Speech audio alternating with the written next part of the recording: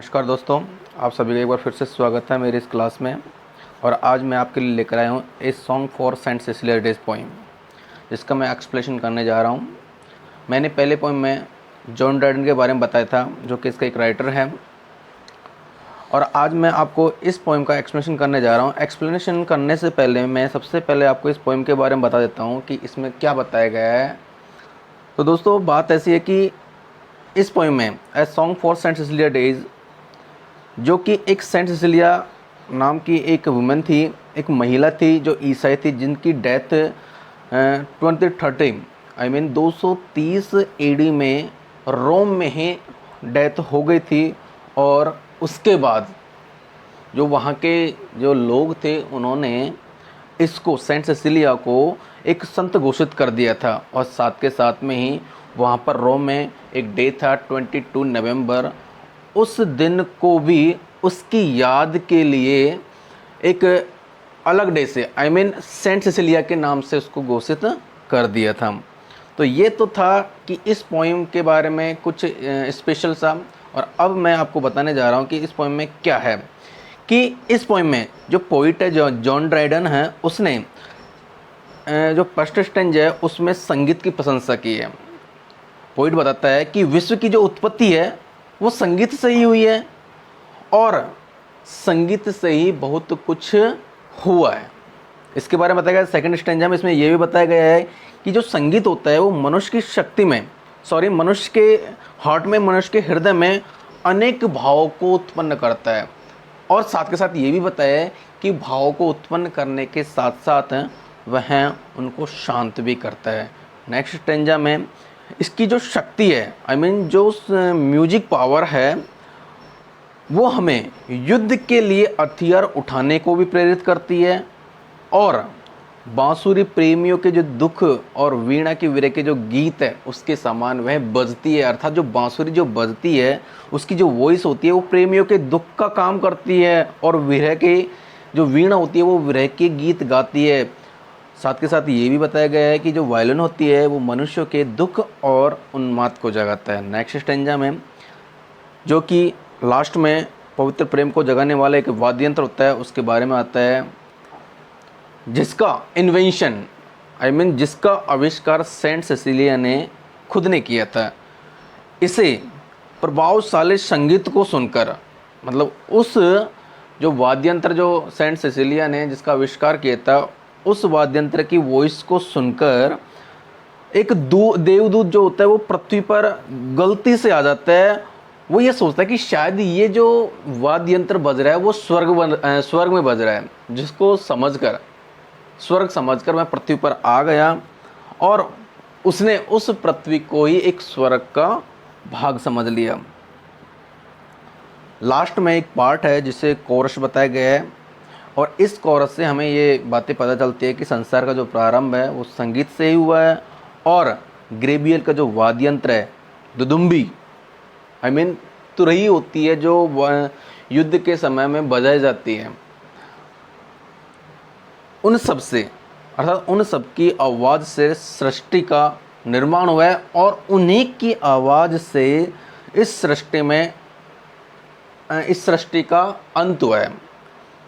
जब वो वाद्य यंत्र बजाया जाता है अकॉर्डिंग टू पोइट, तो उस दिन का जो डे होता है उस डे को द डे ऑफ जजमेंट घोषित कर दिया जाता है। तो इस प्रकार इस पोएम में ये बताया जाता है कि संगीत के द्वारा ही ब्रह्मांड की रचना हुई है, और संगीत के द्वारा ही इस ब्रह्मांड डिस्ट्रॉय हुआ, ब्रह्मांड का नाश हुआ। तो आशा करता हूँ कि जो पोएम की समरी बताई है वो आपको समझ में आ गई होगी। तो अब चलिए और देखिए आगे पोएम के बारे में कि पोएम में क्या क्या लिखा हुआ है, हम उसके बारे में एक्सप्लेन करते हैं। A song for Saint Cecilia days. Stanza number first. From heavenly harmony, this universal frame began, when nature underneath a heap of jarring atoms lay, and could not heave her head.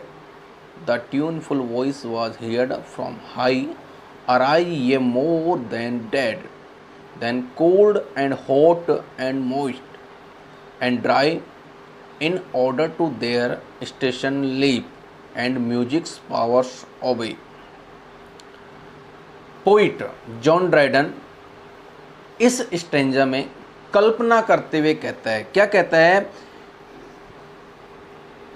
कि from harmony, from heavenly harmony, कि संगीत से, स्वर्गीय संगीत की शक्ति से इस ब्रह्मांड का निर्माण हुआ है.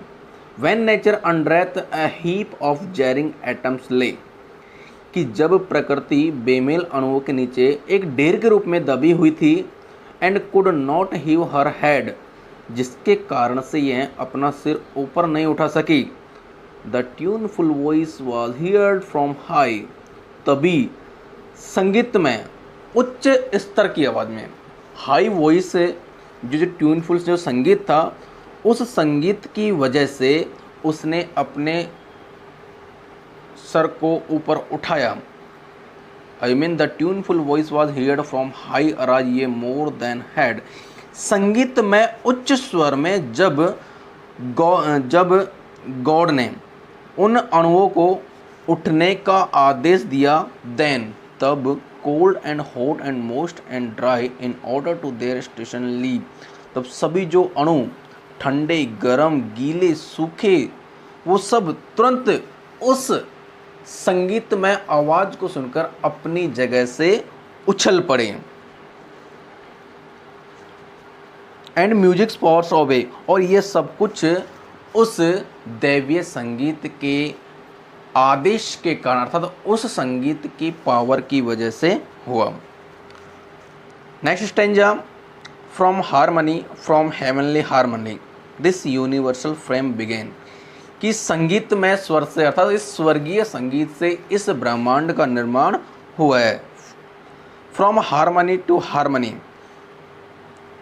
Through all the compass of the notes it ran the diapason closing full in man, what passion cannot music raise and quell, कि संगीत समस्त संगीत स्वरों में गूंजा, कि जब वो वॉइस गूंजी तो वो एक जगह न गूंजकर पूरे ब्रह्मांड में वह संगीत गूंजा, वह म्यूजिक गूंजा, और उस वाद्य यंत्र की आवाज़ ने चारों ओर एक गति पैदा कर दी. कहने का मीन है वो ये है कि जब वो म्यूजिक बजा तो वह म्यूजिक चारों ओर से बजने लगा और उसकी जो वॉइस थी वो हर तरफ फैल गई. The diapason closing full in man, उस ध्वनि से, डायपेजन मीन्स होता है स्वर लहरी, इस ध्वनि से सबसे जो छोटा जो प्राणी था, जो क्रेचर था, उस प्राणी से लेकर बड़े से बड़ा प्राणी, उसकी उत्पत्ति हुई. आई मीन ये है कि उस संगीत में स्वर लहरी से छोटे प्राणी से लेकर बड़े से प्राणी की रचना की गई. Next line, what passion cannot music raise and quell. Poet आगे बताता है कि क्या जो संगीत है वो व्यक्ति के मन में भावनाओं या शांति पैदा नहीं कर सकता. उसने क्वेश्चन किया है और उस क्वेश्चन का जवाब भी इसी में है कि जो संगीत होता है वो व्यक्ति की मन की जो भावनाएं होती है उन भावनाओं को जगाता भी है और व्यक्ति के मन को शांत भी करता है. Next stanza, when Jubal struck the corded shell his listening brethren stood around.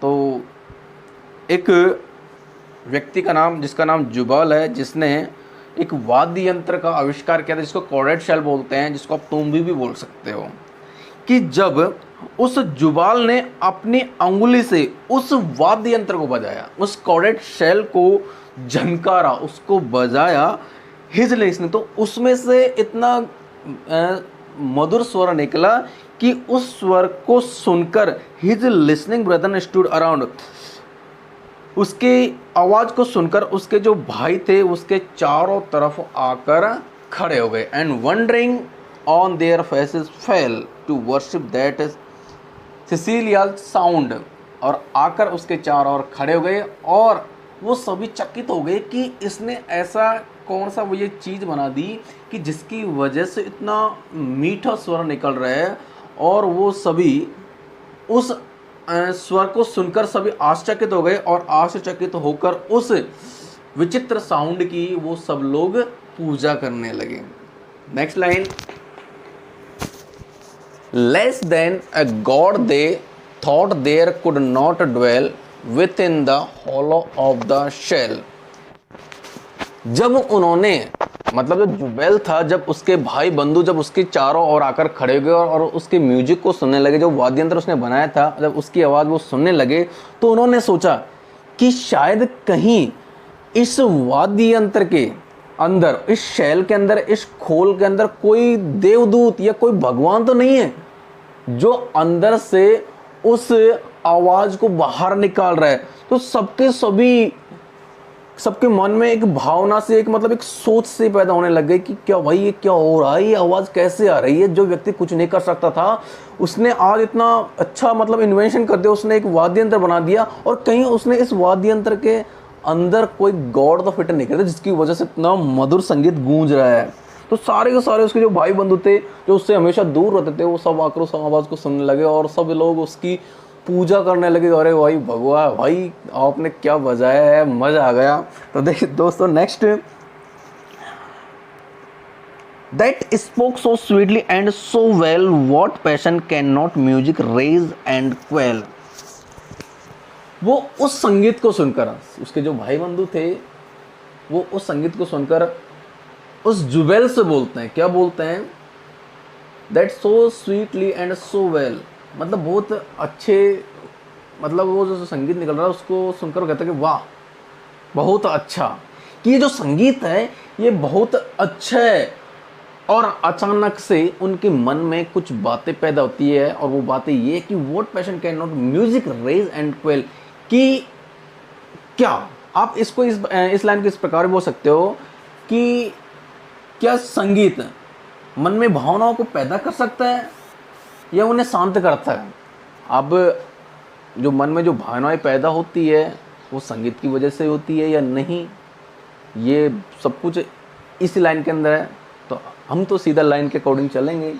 Line में बताया गया है कि क्या इस प्रकार का जो संगीत है वो भावनाओं को पैदा करता है और क्या मन में वो शांति पैदा करता है, जिसका हम आंसर यही देंगे कि हाँ, जो संगीत होता है वो मन में जो भावनाएं होती है उनको पैदा भी करता है और मन में जो भावनाएं जो उथल पुथल करती रहती है उनको वह शांत भी करता है।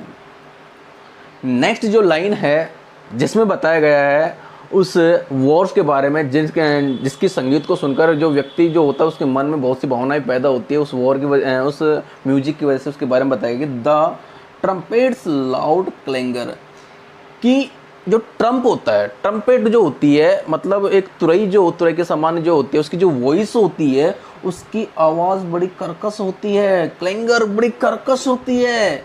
एक्साइट अस टू आर्म, उसकी जो आवाज़ है वो आवाज़ युद्ध करने के लिए हमको उत्सुक कर देती है, कि उस आवाज़ को सुनकर हमारे मन में पैदा होता है कि हम युद्ध करें, फाइट करें। With shrill notes of anger and mortal alarms, कि उसकी जो ध्वनि जो होती है, पोइट बता रहा है कि जो वो ट्रम्पेट्स होता है उसकी जो वॉइस होती है उसको एक्सप्लेन कर रहा है यहाँ, वो उसकी वॉइस को, कि उसकी जो वॉइस होती है वो किस टाइप की होती है। उसकी जो वॉइस होती है, उसकी जो ध्वनि होती है वो क्रोध भरी होती है और भय को जगाने देने वाली होती है, कि क्रोध भरी, कि जब ट्रम्पेट बजता है तो सारे के सारे जो सैनिक होते हैं वो सब युद्ध करने के लिए आतुर हो जाते हैं, आगे बढ़ते हैं ट्रम्पेट की आवाज़ को। आपने मूवियों में देखा होगा, राजा महाराजा की मूवी होती है उसमें जब ट्रम्पेट बताता है दोनों ओर से जो आर्मीज होती है, जो सैनिक होते हैं वो सब अपने अपने जो वेपन्स होते हैं उनको लेकर दौड़ते हैं। और दूसरी बात इसमें बताई गई है कि with shrill notes of anger and mortal alarms, कि इसकी जो ध्वनि होती है वो क्रोध और भय के भावों को जगाती है। भाई एक तो क्रोध जगाती है कि भाई सामने वाले को मारे, और दूसरा मन में भय रहता है कि अगर सामने वाला आ गया और हमको मार देगा तो क्या होगा। तो इस प्रकार के जो म्यूजिक होता है ट्रम्पेट का, वो इस प्रकार से व्यक्ति के मन में भावों को पैदा करती है। एंड मोर्टल अलार्म्स मीन्स होता है जीवन का भय। Next, the double double double beat, of thundering drum, कि जोर जोर से बजने वाले जो ढोल की जो आवाज़ होती है वो भी काफ़ी तीव्र होती है। मतलब जब ढोल जब जोर जोर से बजता है तो उसकी जो वॉइस होती है वो काफ़ी तीव्र होती है, और उसकी जो वॉइस होती है ऑफ द थंडरिंग, गर्जना के समान होती है, बादलों की गर्जना के समान उस ढोल की आवाज़ होती है। तेज ढोल बजने की जो आवाज़ होती है वो गर्जना के समान होती है। क्राइज हर्ग द फोज कम, जिसकी वजह से पुकारते हुए शत्रु सेना का सामने से आती हुई से प्रतीत होती है। कहने का जो मीन है वो ये है कि जब तुरई बजती है, सॉरी ट्रम्पेट्स बजता है, ढोल की आवाज़ आती है, तो उसकी वॉइस को सुनकर ऐसा प्रतीत होता है कि मानो सामने से शत्रु सेना आ रही है। कि जब ढोल बजता है, ट्रम्पेट बजता है, तो दोनों ओर की जो सेना होती है वो आपस में युद्ध करने के लिए तैयार होती है, आपस में एक दूसरे की ओर बढ़ती है। Charge, it's too late to retreat. Retreat means होता है पीछे की ओर हटना। कि वो दोनों की जो आवाज़ होती है, जो दोनों जो वाद्य यंत्र इक्विपमेंट है, उनकी जो वॉइस होती है वो दुश्मनों पर आक्रमण करने के लिए भी कहती है और व्यक्ति को पीछे हटने के लिए भी कहती है। Got it? The soft complaining flute, next stanza बताया गया, the soft complaining flute in dying notes discovers the woes of hopeless lover. कि बांसुरी की जो ध्वनि होती है, बांसुरी की जो वॉइस होती है वो बड़ी प्यारी होती है, बहुत मधुर बजती है।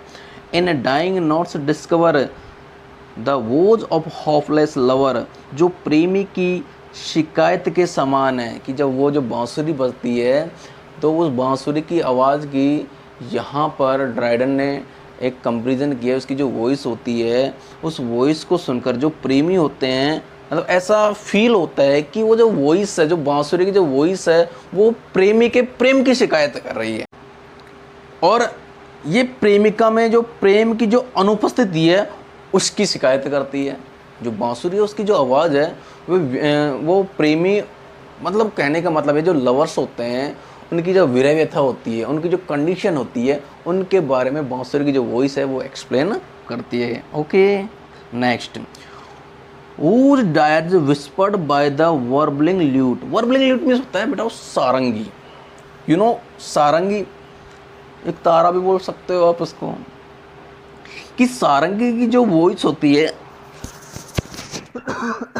सॉरी बेटा, सारंगी की जो वॉइस होती है वो पक्षी के कूकने के समान होती है, जो धीरे धीरे बजती है। जो सारंगी जो होती है वो धीरे धीरे बजती है, वो वर्बलिंग, जो उसको सुनकर ऐसा फील होता है कि मानो कि कोई पक्षी कूक रहा हो, पक्षी की आवाज़ हो। पोइट का कहना है कि सारंगी की धीरे धीरे बजने वाली सारंगी जो धीरे धीरे बजती है उसकी जो वॉइस होती है एक पक्षी के कूकने के समान होती है। कहने का जो मीन है वो है कि इसका जो संगीत होता है, इसका जो म्यूजिक होता है, इसकी जो वॉइस होती है वो मृत्यु की धुन के समान होती है। यहाँ पर पोइट ने, जॉन ड्राइडन ने बताया है कि जो सारंगी होती है उसकी जो वॉइस होती है वो वॉइस को सुनकर ऐसा फील होता है कि मानो कि कुछ गठित हो गया हो, आई मीन कुछ घटना घट गई हो, और वो जो घटना है वो कुछ अलग घटना, मतलब किसी की डेथ हो गई हो, उस सब के बारे में। ठीक है, नेक्स्ट, देयर जेलियस पेंज, सॉरी एक लाइन रह गई, शार्प वॉयलेंस प्रोक्लेम। कि वॉयलिन की जो ध्वनि है वो निराशा भरी होती है, वह दुख के भाव की घोषणा करती है। वॉयलिन तो आप लोगों ने सुना होगा, जो वॉयलिन की जो आवाज़ होती है वो बिल्कुल तीखी शार्प होती है, जिसको सुनकर ऐसा फील होता था कि दुख के भाव की घोषणा करती है। पोइट बताते हैं कि उसकी जो वॉइस होती है वो दुख के भाव की घोषणा करती है। Their jealous pains and desperation, fury, frantic indignation, depth of pains and height of passion. Their jealous, poet आगे बताता है कि वॉयलिन की जो ध्वनि होती है वो निराशा व दुख के भाव की घोषणा करती है, और नेक्स्ट लाइन है कि यह प्रेमी के प्रति ध्यान न देने वाली स्त्रियों के प्रति जो क्रोध होता है, जो घृणा होती है और निराशा, इन सब के भाव को यह पैदा करती है। फ्यूरी फ्रेंट्रिक इंडिजिनेशन की विभिन्न प्रकार के वाद्य यंत्रों में, पोइट बता रहा है कि विभिन्न प्रकार के वाद्य यंत्रों से मन में क्रोध, भय, रोष और घृणा के जो भाव होते हैं वो सब पैदा होते हैं। अब ऐसा नहीं कि एक अलग ट्रम्पेट की वॉइस से ही सब कुछ होता है, नहीं, हर प्रकार का जो वाद्य यंत्र है, उन वाद्य यंत्र की जो वॉइस होती है, उन वॉइस की वजह से व्यक्ति के जो मन होता है उसमें अनेक जो भाव पैदा होते हैं वो सब उठते रहते हैं और शांत होते रहते हैं। Depth of pains and height of passion, कि मन की गहराई में अत्यधिक दुख की प्रबल इच्छा होती है, कि उन संगीत की आवाज़ों से, उन म्यूजिक से मन की जो गहराई होती है उनमें अत्यधिक दुख की जो प्रबल जो इच्छा होती है वो होती है। For the fair disdainful dame, और सुंदरता के लिए स्त्री के प्रति तिरस्कार की भावना भी उन्हीं म्यूजिक के कारण पैदा होती है, वह प्रेम की भावना भी पैदा होती है। बट हो, लेकिन अरे व्हाट आर्ट कैन टीच, लेकिन ये संगीत हमें क्या सिखाता है, अर्थात ये जो संगीत है ये हमें बहुत कुछ सिखाता है। What human voice can reach, कि संगीत की ध्वनि प्रत्येक मनुष्य तक पहुंचती है। करेक्ट बात है मेरी, कि जो म्यूजिक होता है उसकी जो वॉइस होती है वो एवरी पर्सन तक रीच करती है, प्रत्येक मनुष्य तक यह पहुंचती है।